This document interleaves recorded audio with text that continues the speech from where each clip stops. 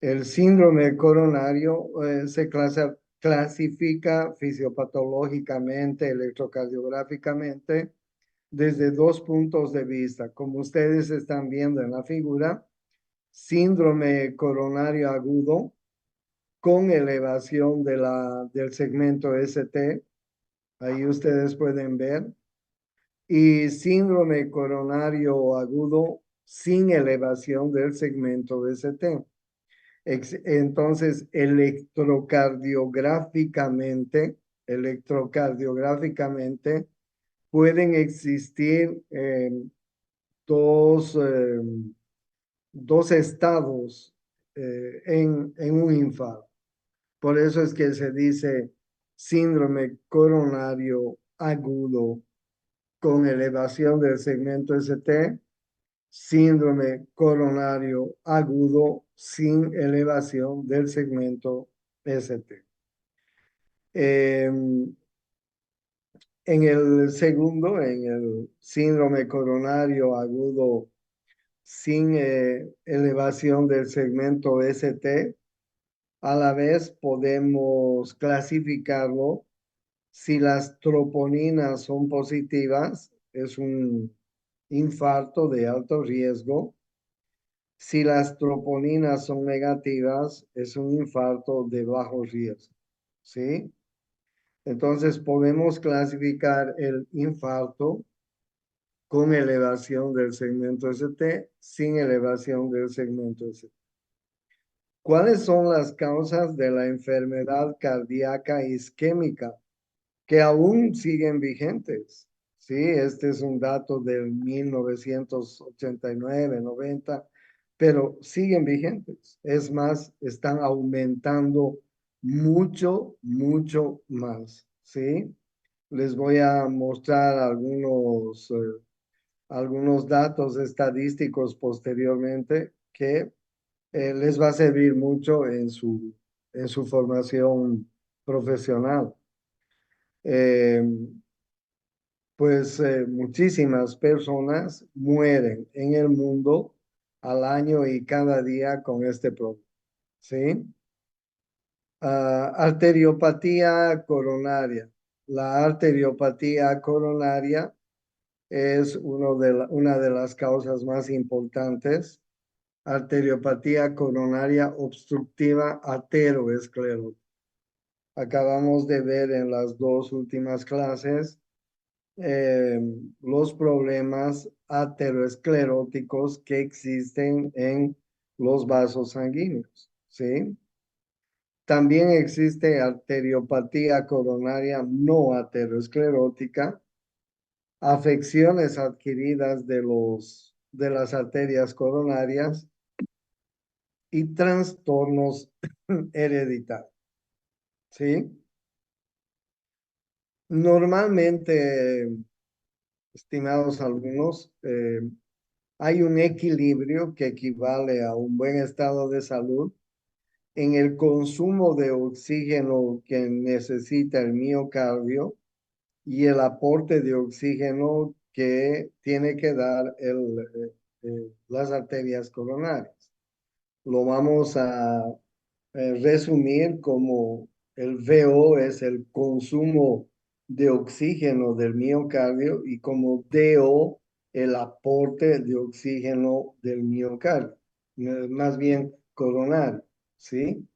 Entonces, si hay un buen aporte de oxígeno, si hay una buena, si hay un buen riego sanguíneo por parte de las coronarias, pues va a haber un aporte de oxígeno adecuado al miocardio. Por otro lado, si el miocardio no está crecido, tiene una buena condición de salud, etcétera, el consumo de oxígeno por parte de él va a ser normal, ¿sí? Claro, pero si el consumo del miocardio, si el aporte coronario se desequilibra por mm, cualquiera de los factores que hemos ido viendo, pues va a haber una isquemia miocardial, ¿no? Entonces, no se olviden que el DO significa aporte coronario, ¿sí? Aporte coronario. Y ustedes no se olviden que el VO2, significa consumo de oxígeno del miocardio, ¿sí? Eh, entonces, esto es importante. Si estos dos están equilibrados, hay un buen estado de salud. Pero si se desequilibran, van a producir, como ustedes ven, sintomatología clínica, sintomatología electrocardiográfica, sintomatología metabólica, sintomatología contráctil. ¿Ok? Entonces, bien, el consumo de oxígeno de parte del miocardio, hay factores que lo determinan. La frecuencia cardíaca, por ejemplo, si es una frecuencia que está dentro de los factores, de los parámetros normales, el consumo de oxígeno, pues no va a estar alterado, va a ser el adecuado, ¿sí? Entonces es muy importante la frecuencia cardíaca, que ustedes saben, en promedio es de 70 a 90 latidos por minuto.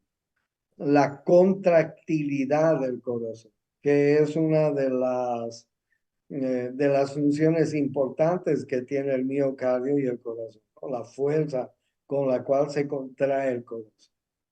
La tensión de la pared.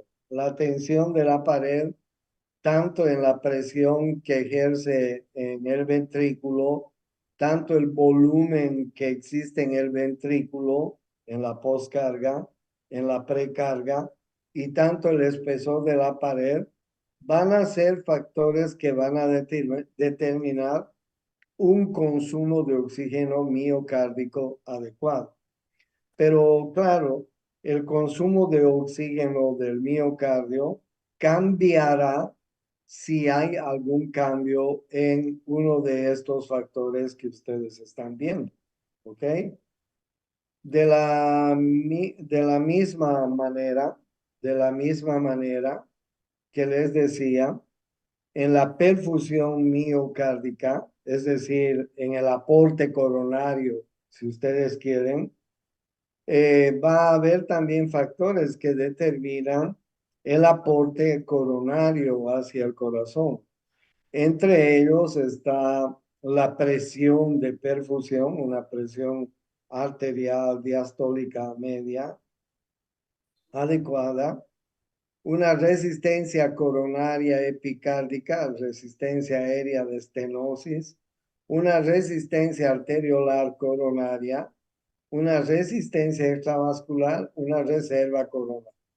Estos factores son los que van a determinar el aporte coronario, ¿no? Entonces, no se olviden que hay dos factores que pueden desequilibrar el, eh, el, el, el corazón. Y estos dos factores son el consumo del miocardio y el aporte de oxígeno coronario. Y ahí les he mostrado los factores que determinan la alteración del consumo. Normalmente tienen que estar en parámetros normales estos factores. Si se alteran, pues se altera el consumo de oxígeno miocardio. Y ahí ustedes pueden ver los factores que determinan un buen aporte coronario, una buena perfusión miocardio. De la misma manera, si estos factores se alteran, pues Dani, primero todo. va a haber una alteración en el aporte coronario. ¿Ok? Por favor, apague su micrófono, la señorita, la doctora que acaba de hablar. Bien, en el síndrome coronario agudo, en la fisiopatología, hay la aterogénesis, ¿sí? Hay alguien que está, creo que es la señorita Aramayo. Hemos visto en las anteriores clases la aterogénesis. La aterogénesis, la formación de ateromas, pues son importantes porque van a aumentar el riesgo cardiovascular, van a producir disfunción endotelial en los vasos, va a haber acúmulo de lipoproteínas en la pared vascular, que ya las hemos visto, sobre todo las lipoproteínas de muy baja densidad y de intermedia densidad son las lipoproteínas malas y van a haber formación de lesiones vulnerables. También en la fisiopatología del síndrome coronario, pues tienen que ver la ruptura de las lesiones ateroscleróticas, ¿sí? Por diferentes factores mecánicos y biológicos. Y finalmente la erosión. A veces no solo se rompe, o sea, solo se erosiona la pared del vaso.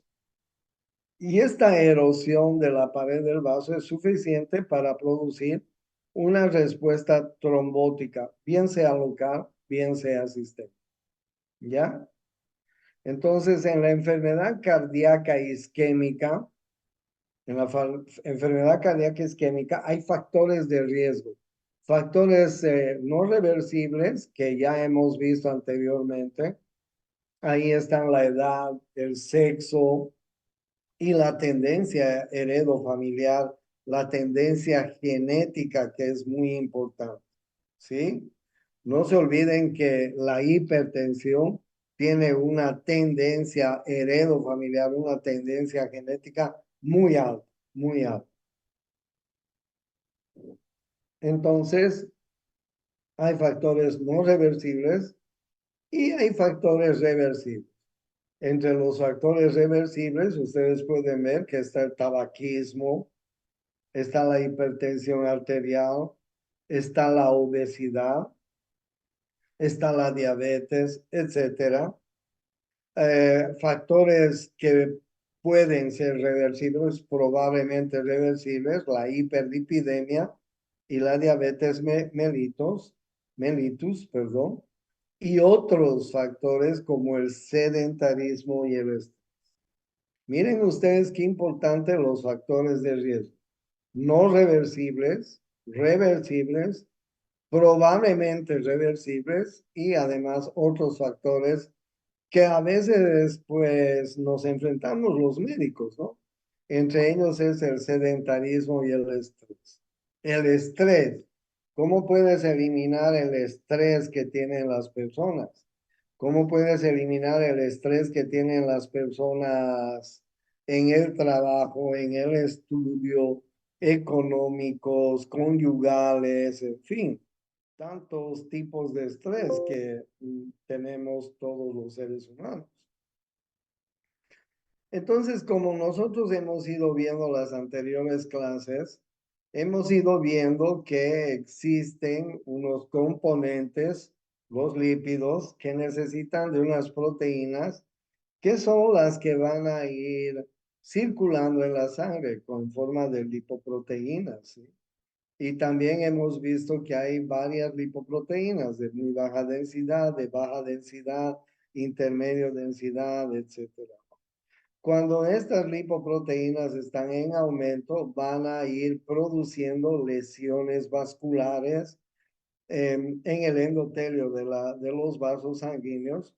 Van a producir reacciones inflamatorias donde van a intervenir monocitos, macrófagos. Estos van a producir reacciones inflamatorias y de pronto va la luz, el endotelio de los vasos van a ir afectándose por una serie de lesiones, ¿no? Primero las células espumosas y después la formación de placas ateroscleróticas que según el tiempo, estas placas pueden ir creciendo, obstruyendo la luz de los vasos y pueden producir trombosis superficial con erosión endotelial o pueden producir trombosis profunda con una ruptura de la placa ateromatosa, ¿no? Hemos ido viendo esto. Entonces, miren ustedes cuando estas disfunciones endoteliales de los vasos van creciendo y van formando diferentes tipos de lesiones en el vaso. Como ustedes ven, el trombo de la zona de transición, donde van a existir fibrina, plaquetas en la superficie, el trombo intraplaca, donde además se van a acumular glóbulos rojos y fibrina, el trombo intraluminal, donde además se van a localizar glóbulos rojos, plaquetas, coágulo blanco, coágulo blando y luego el coágulo duro. Entonces, es importante cómo los estadios del trombo van cerrando, van ocluyendo la luz del vaso sanguíneo, ¿sí? Entonces, ahí ustedes tienen algunos factores de progresión del trombo, ¿no? Factores que inhiben la progresión del trombo posterior a la ruptura, factores que intervienen en los estadios evolutivos del trombo y factores que estimulan la progresión, ¿no? En el trombo intraplaca, por ejemplo, inhiben la progresión, el alto flujo local, estimulan la progresión, los grandes desgarros, la extrusión de líquidos o la estenosis severa o el bajo flujo sanguíneo. En el trombo de transición intramural, inhiben la progresión de desgarros pequeños que cicatrizan rápidamente, estimulan la progresión, espasmos coronarios, altos niveles de fibrinógeno inhibidor del tipo. En el trombo oclusivo, inhiben la progresión, lisis natural elevada del trombo y estimulan la progresión, plaquetas reactivas, ¿sí? Entonces, una placa aterosclerótica vulnerable tiene factores concurrentes que van a representar peligro, ¿no es cierto? Peligro porque estos factores concurrentes pueden hacer que se obstruya casi totalmente y produzca un síndrome coronario.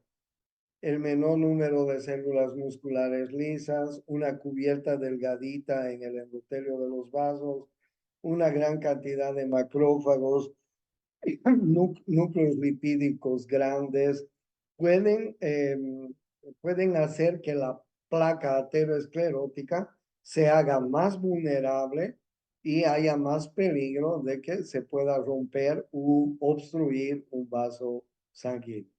¿Sí? Entonces, cuando hablamos de factores de riesgo trombogénico, como ustedes están viendo, hay factores locales en el mismo lugar donde se han formado las placas ateromatosas o factores sistémicos. ¿Cuáles son los factores locales? El grado de ruptura de la placa, que puede ser erosión o puede ser una ulceración completa. El grado de estenosis, ¿no? Si la estenosis es parcial o es total. El substrato tisular, si es una placa rica en líquido, en lípidos, perdón, también va a ser un factor que va a aumentar el riesgo trombogénico. La vasoconstricción que puede producirse a consecuencia de esta ruptura o erosión.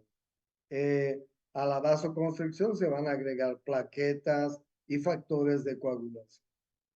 Y los factores de riesgo trombogénicos sistémicos, como ustedes pueden ver, es el mayor aumento de colesterol, el aumento de lípidos, eh, catecolaminas que son aumentadas por el estrés, por el cigarrillo, por el consumo de algunas drogas como la cocaína, el fibrinógeno, que es un deterioro de la fibrinólisis, la activación plaquetaria y de los factores de la coagulación y una infección sobreagregada.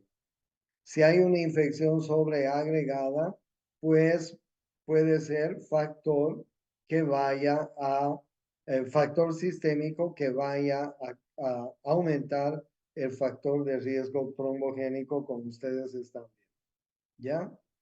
Entonces, en la enfermedad cardíaca isquémica hay manifestaciones que se producen en el miocardio, ¿no? Si estamos hablando de las coronarias, ¿ok? Por eso estamos hablando de enfermedad cardíaca isquémica. ¿Cuáles son las manifestaciones en el miocardio?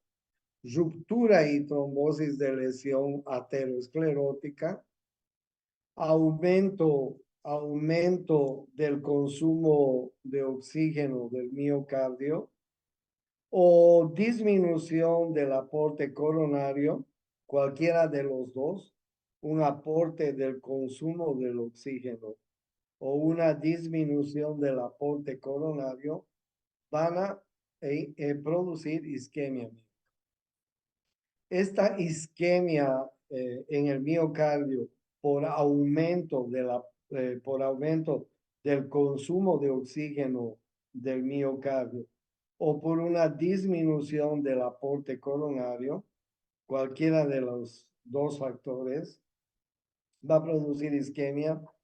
Y esta isquemia en el miocardio, en las células cardíacas, en las fibras musculares, van a producir disminución en la función mitocondrial y disminución en la oxidación de ácidos grasos.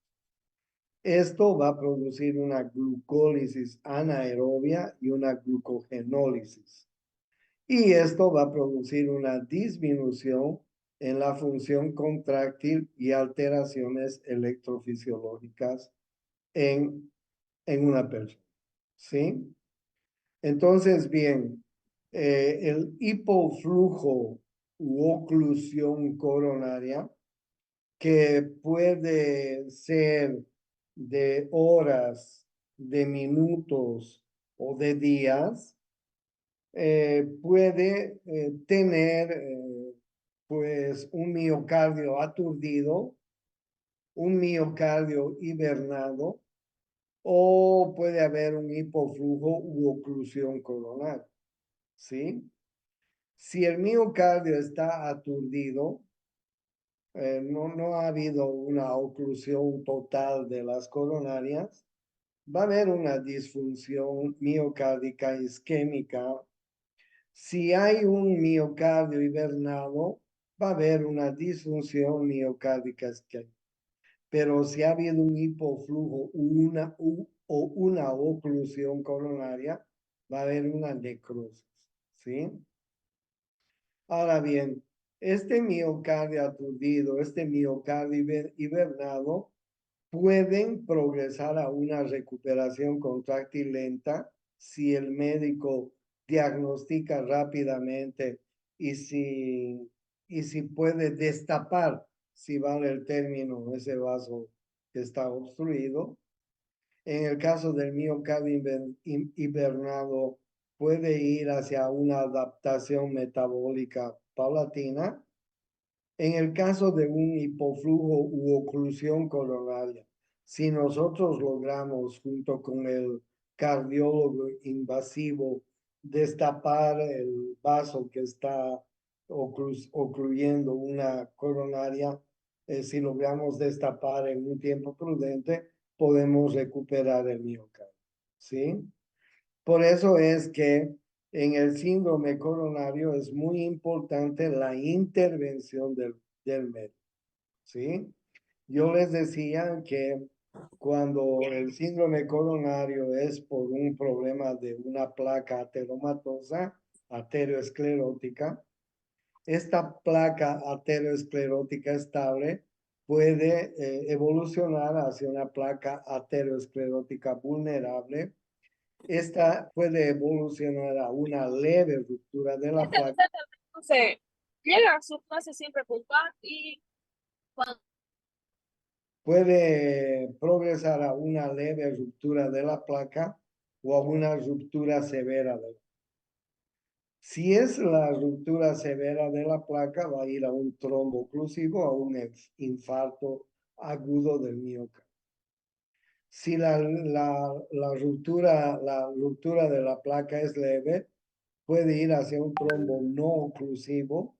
se produce una angina inestable, ¿sí? Eh, y también puede evolucionar hacia un trombo oclusivo y producir infarto del miocardio. Entonces vean que los ateromas, las aterosclerosis que hemos visto en la primera clase son muy importantes. En la enfermedad cardíaca isquémica, pues en la hemodinamia pasan varias cosas. Hay estrechamiento de las arterias coronarias, hay un desbalance entre el consumo de oxígeno del miocardio y el aporte coronario. Esto va a producir una isquemia miocárdica en un comienzo que la conocemos con el nombre de angina. Esto va a aumentar el metabolismo anaeróbico, va a aumentar el consumo de energía, va a aumentar el consumo de ácido láctico. Esto va a disminuir la función ventricular, la contractilidad del movimiento de la pared. Esto va a disminuir el volumen latido. Esto va a disminuir la presión cardíaca. ¿Sí?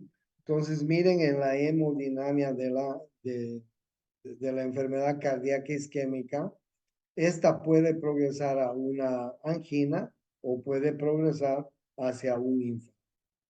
La enfermedad cardíaca isquémica, cuando hablamos solo de angina, si no ha habido, como les mostraba anteriormente, no ha habido un trombo oclusivo total, sino parcial, entonces se ha ido hacia un angina.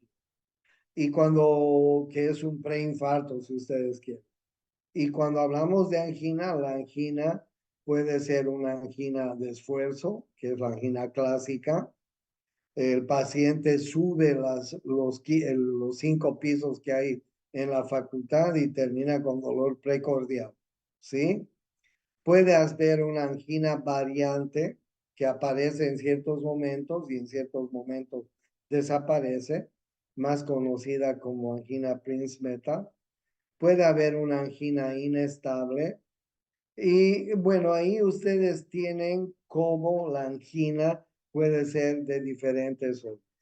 Angina miocárdica silente, angina postprandial después de las comidas, angina nocturna, angina mixta. La angina postprandial es muy frecuente también, ¿no? Después de una comida copiosa, después de una comida grasosa, puede aparecer precordagia en el precordio, que no es calificada de un dolor de infarto. El dolor de infarto es un dolor intenso, como una cuchillada que traspasa el corazón, como si alguien te clavara un cuchillo en pleno precordio, y ese cuchillo llega hasta la parte de la escápula y se irradia hacia el brazo izquierdo. Generalmente ese es el dolor del infarto. El dolor de angina, pues es mucho menos. El dolor es mucho menor, digamos la cuarta parte de lo que duele un infarto. Sin embargo, y es una llamada de atención. Si ante todas estas circunstancias te viene un dolor precordial con irradiación hacia la espalda, con irradiación hacia el hombro, hacia el brazo, pues ese es una llamada de atención. ¿Sí? En el electrocardiograma, cuando estamos sospechando angina, aunque es muy difícil, porque la angina desaparece rápidamente, ¿no? Puede haber una inversión de la onda T o puede haber una depresión del segmento S. Pero es muy difícil tomar el electrocardiograma cuando hay una angina, a no ser que el paciente esté internado. Pero cuando llega el paciente al hospital, te va a decir, tuve un dolor hace unas horas de estas características y me dolió muy importante. El otro día vino una señora a mi consulta de 60 años y me dice, en la mañana me vino un dolor en el pecho, doctor, como una clavada de cuchillo y se me irradió al hombro derecho, no a la izquierda, al hombro derecho y se me fue hacia atrás. Pues parece que era una angina, porque el momento que le tomamos el electrocardiograma, todo estaba normal, ¿sí? Pero el problema es que a esa señora tenemos que hacerle una serie de estudios para ver si no tiene algún problema de compromiso cardiovascular coronario, ¿no? En el infarto, en cambio, en la hemodinamia del infarto, disminuye la contractilidad del corazón, disminuye el movimiento de la pared, disminuye la compliance ventricular del lado izquierdo, disminuye el volumen latido y la fracción de eyección, aumenta la presión diastólica al final en el ventrículo izquierdo, aumenta el volumen diastólico al final en el ventrículo izquierdo. Y entonces ese corazón va a entrar en falla cardíaca, ¿sí? Entonces, ¿cuáles son las arterias que más se infartan? O la que más infarta es la descendente anterior, ¿ok? En un 40-50% de los casos de infarto, la descendente anterior es la que más infarta. Obviamente que la parte que va a infartarse es la cara anterior del ventrículo izquierdo, el septum interventricular anterior, ¿sí? La arteria coronaria derecha en un 30-40%. Esta arteria coronaria, que es también muy importante, va a producir alteraciones en la pared posterior inferior del corazón. Y cuando haya un infarto de la arteria coronaria derecha, sobre todo de la descendente posterior, en la sintomatología va a ser una sintomatología de tipo abdominal, gástrica sobre todo, porque al paciente le duele la boca del estómago, el epigastrio, ¿sí? Además le da náuseas, le da vómitos, tiene un dolor intenso en el epigastrio que muchas veces hace confundir al médico, ¿entiendes? Pero pues el médico tiene que ser muy sagaz para ver que no se trata de un problema abdominal y se trata más bien de un problema coronario. El paciente debe tener antecedentes para que nos haga pensar que se trata de un infarto de la coronaria derecha de la descendente posterior, ¿sí? De la descendente posterior. La circunfleja izquierda, que es una rama de la coronaria izquierda, en un 15-20%, y esta afecta la pared lateral del ventrículo izquierdo. Pero entonces, miren ustedes, hay mucho porcentaje de infarto que hay en el corazón. ¿Sí? Voy a, la voy a La he eliminado a la Paula Andrea Cruz.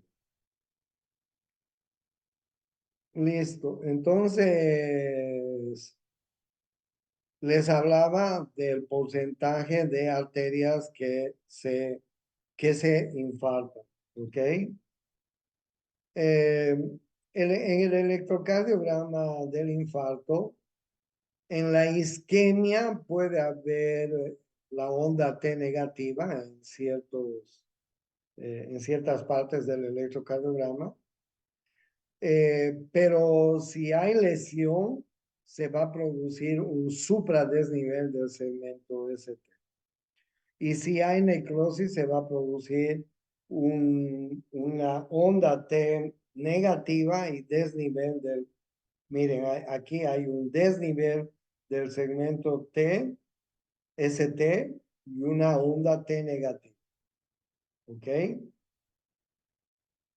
En el infarto del miocardio, el diagnóstico enzimático es muy importante. porque miren ustedes a las horas de inicio del infarto y miren ustedes cómo van apareciendo, van alterándose las enzimas cardíacas.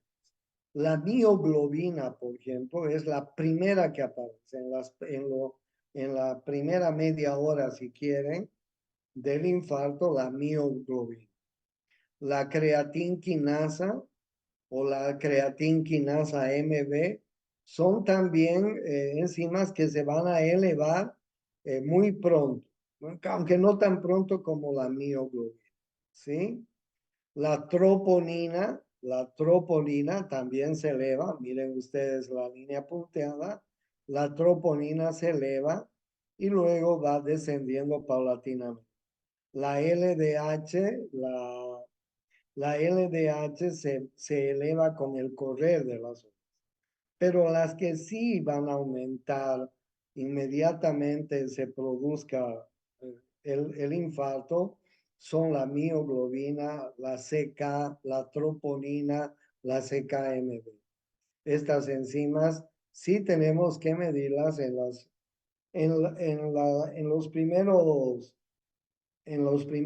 primeras horas del infarto, como ustedes están viendo en esta figura.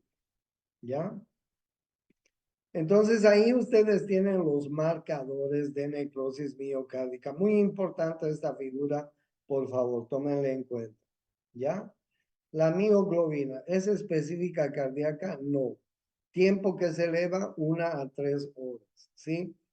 Duración de la elevación, 12 a 24.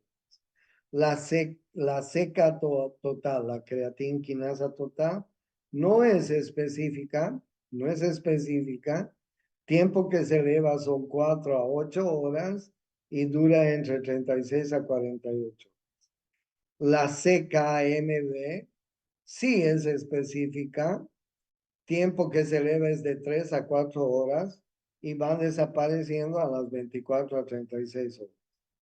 Los subtipos de MB y la troponina T y la troponina I son específicos cardíacos, se elevan a las 3, 4 horas, 4 y 6 horas, y van desapareciendo entre las 7 a 10 a 14.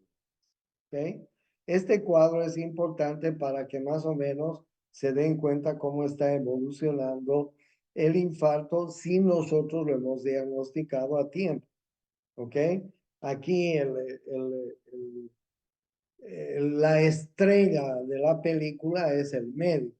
El médico tiene que haber podido diagnosticar muy pronto, laboratorialmente, electrocardiográficamente, eh, y además actuar rápidamente, tanto en la emergencia como en llamar al cardiólogo intervencionista para que se haga un cateterismo cardíaco. ¿No es así? ¿Cuáles son las complicaciones del infarto? Ustedes están viendo disritmias cardíacas, insuficiencia cardíaca congestiva, shock cardiogénico que es grave, tromboembolismo, pericarditis, ruptura del miocardio, aneurisma ventricular. Miren ustedes, todas las complicaciones son muy graves, ¿sí? Llegó una vez un paciente al hospital donde yo trabajaba, le diagnosticamos le diagnosticamos el infarto. Se tardó, porque tardó en venir el cardiólogo intervencionista, a pesar de que todo lo teníamos listo, hizo una ruptura del corazón. Y en el momento que estábamos procediendo a querer hacer el cateterismo, el paciente murió. ¿Por qué? Posteriormente, pues se hizo la autopsia, se rompió el miocardio y ahí no podés hacer nada. Complicaciones, arritmias cardíacas provocadas por un infarto, ¿no? Isquemia, hipoxemia, alteraciones del simpático y parasimpático, lactoacidosis, anormalidades hemodinámicas, toxicidad a drogas, alteraciones electrolíticas, ¿sí? Son complicaciones del infarto del miocardio que pueden provocar arritmias cardíacas y estas arritmias cardíacas pueden ser provocadas por un infarto, pero y además se van a asociar a otras patologías, como es la toxicidad a drogas, alteraciones electrolíticas, lactoacidosis, etc. ¿Ya? ¿Cuáles son las arritmias más comunes post-infarto? La arritmia ventricular, ¿sí? La taquicardia ventricular paroxística, la fibrilación ventricular, arritmias auriculares, bloqueos, bloqueos de rama derecha, de rama izquierda, la arritmia sinusal produciendo taquicardia o bradicardia, en fin, estas son las arritmias más comunes. Hay una clasificación, ningún signo de disfunción del ventrículo izquierdo, dos o más de los signos siguientes, tercer ruido cardíaco, estertores pulmonares, dilatación cardíaca a los rayos X, edema pulmonar, shock cardiogénico, pues a medida que van apareciendo todos estos, va aumentando el fallo cardíaco, ¿no es cierto? Va aumentando el fallo cardíaco, ¿ya? El tromboembolismo también es muy importante. Trombos y émbolos que se forman por desgarros o rupturas de las placas de ateromas que pueden ir a parar a cualquier otro lado, ¿sí? Trombos murales comunes en exámenes post-mortem de infarto en el miocardio, asociados con infartos grandes y pegados al endocardio del área afectada, provocan embolización arterial sistémica. La embolia pulmonar es frecuente y secundaria y también los tromboembolismos a nivel del cerebro, ¿sí? Las pericarditis son complicaciones muy importantes del infarto. Las pericarditis ocurren en el infarto transmural y en el subepicárdico. Las pericarditis ocurren en el infarto transitorio y aparecen en la primera semana posinfarto. En la presentación súbita con dolor en tórax, fiebre y frote pericárdico, pueden haber pericarditis. Como ven, a menudo estas pericarditis se llaman síndromes de Dressler, ¿ok? Bueno, ahí ustedes están viendo entonces ruptura miocárdica, 10 a 15%. Aneurismas ventriculares también son muy importantes. Si hay una ruptura miocárdica, pues va a provocar un taponamiento cardíaco y muerte. Si hay un aneurisma ventricular, también va a producir un aneurisma, una complicación importante y muerte. Ok. Y entonces estos son todos los elementos que nosotros tenemos en el infarto o síndrome coronario, como ustedes pueden ver. ¿Ya? He grabado, les voy a mandar la grabación al grupo. Gracias por la idea de hacerlo virtual.